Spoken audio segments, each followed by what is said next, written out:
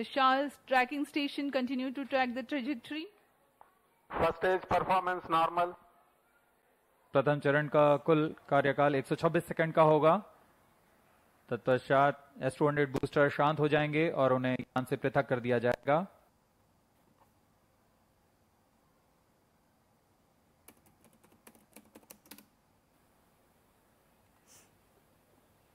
हे थेट प्रक्षेपण आपण पाहतो। 150 हत्तींचं वजन 500 कोटी रुपये तर 16 मिनिटं इस्रो आज बाहुबलीच्या मदतीने रुक्मिणीला रिप्लेस करणार आहे। ही 23 दृश्य आपण पाहत आहोत।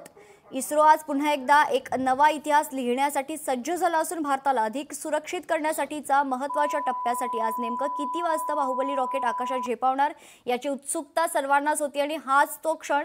ही दृश्य आपण पाहतोय लोकशाही मराठीच्या माध्यमातून। 1600 kilonewtons thrust in its high thrust version. भारतीय अंतराळ संशोधन संस्था म्हणजेच इस्रो आज पुन्हा एकदा इतिहास रचण्यासाठी सज्ज झाली आहे। भारताचे सर्वात शक्तिशाली बाहुबली नावाचं रॉकेट अर्थातच आज आंध्र प्रदेशातील श्रीहरिकोटा येथून उड्डाण करत आहे।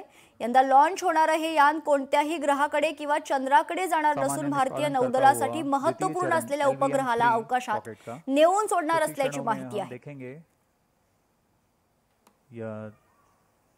L110 स्टेज अपना कार्यकाल बाहुबली हे नाव ऐकताच या रॉकेटची शक्ती म्हणजेच क्षमता आणि वजन भरपूर असणार हे स्पष्ट होतं।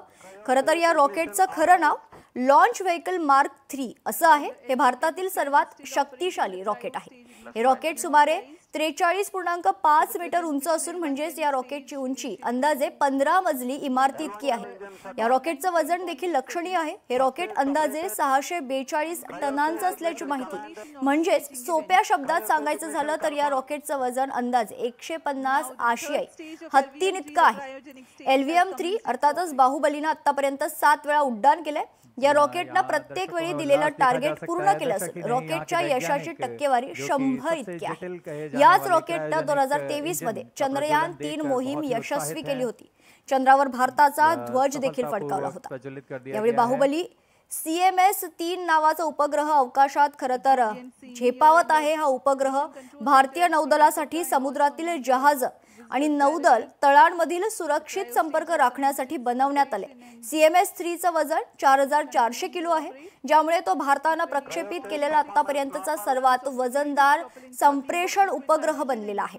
हा उपग्रह 2013 पासून नौदलाचे डोळे आणि कान म्हणून काम करणाऱ्या जुन्या GS-87 किंवा रुक्मिणी उपग्रहाची जागा घेणार आहे। हा नवीन उपग्रह अनेक बँडवर काम करेल आणि भारताच्या सागरी सीमेपासून सुमारे 2000 किलोमीटरच्या त्रिज्येत नौदलाच्या जहाजांना एकमेकांशी जोडेल। LVM-3 रॉकेट के ऊपरी चरण को हम क्रायोजेनिक अपर स्टेज कहते हैं, क्योंकि इसमें क्रायोजेनिक ईंधन, लिक्विड हाइड्रोजन और लिक्विड ऑक्सीजन का प्रयोग किया जाता है। इस इंजन में गैस टरबाइन की मदद से लगभग 200 किलोन्यूटन का सामान्य प्रणोद उत्पन्न होता है। इस चरण का कार्यकाल लगभग 644। लोकशाही मराठी ऐका, पहा, जागरूक रहा।